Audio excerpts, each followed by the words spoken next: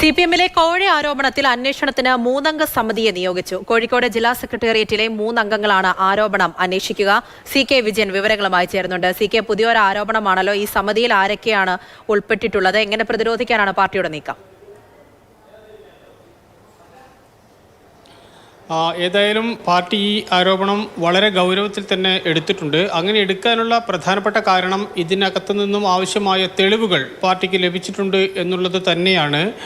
വസ്തുതാപരമായി ഈ പ്രഥമദൃഷ്ടിയ തന്നെ ഇത്തരത്തിലൊരു തട്ടിപ്പ് നടന്നതായി പാർട്ടിക്ക് ബോധ്യപ്പെട്ടിട്ടുമുണ്ട്. അതിൻ്റെ ഭാഗമായി കോഴിക്കോട് ജില്ലാ സെക്രട്ടേറിയറ്റിലെ 3 പേർ ഈ ആരോപണം സംബന്ധിച്ച് അല്ലെങ്കിൽ ഈ പരാതി സംബന്ധിച്ച് വിശദമായ അന്വേഷണം നടത്തും. അത് ആരൊക്കെയാണ് എന്നുള്ള വിവരം നാളത്തെ ജില്ലാ കമ്മിറ്റി യോഗത്തിന് ശേഷം വെളിപ്പെടുത്തുകയും ചെയ്യും എന്നാണ് ഇപ്പോൾ നമുക്ക് മനസ്സിലാകുന്നത്. നാളെ ഏതായാലും ഇത് സംബന്ധിച്ച് ജില്ലാ കമ്മിറ്റി യോഗം ചേരുന്നുണ്ട്. അതിൽ ഈ വിഷയം പ്രധാന ചർച്ചയായി മാറുകയും ചെയ്യും.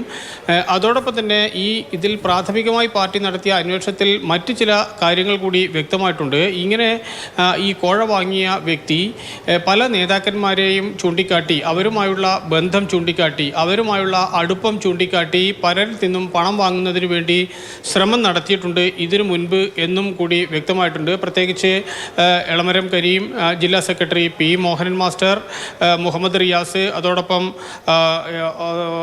ആരോഗ്യമന്ത്രിയുടെ പേഴ്സണൽ സെക്രട്ടറി കെ സജീവൻ എന്നിവരുമായിട്ടുള്ള സച്ചിൻ ദേവ് MLA തുടങ്ങിയ നേതാക്കന്മാരുമായിട്ടുള്ള ബന്ധങ്ങളെല്ലാം തന്നെ ചൂണ്ടിക്കാട്ടുകയും അത് ഉപയോഗിച്ച് ഇത്തരത്തിൽ തട്ടിപ്പ് നടത്തുന്നതിന് വേണ്ടി പലരിൽ നിന്നും പണം വാങ്ങാൻ ശ്രമിക്കുകയും ചെയ്തിട്ടുണ്ട് എന്നുള്ള വിവരം കൂടി ഇതോടൊപ്പം CPM-ന് ലഭിച്ചിട്ടുണ്ട്. ഏതായാലും നാളത്തെ ജില്ലാ കമ്മിറ്റി യോഗത്തിൽ ഇത് സംബന്ധിച്ച കൃത്യമായ ഒരു തീരുമാനം ഉണ്ടാകും.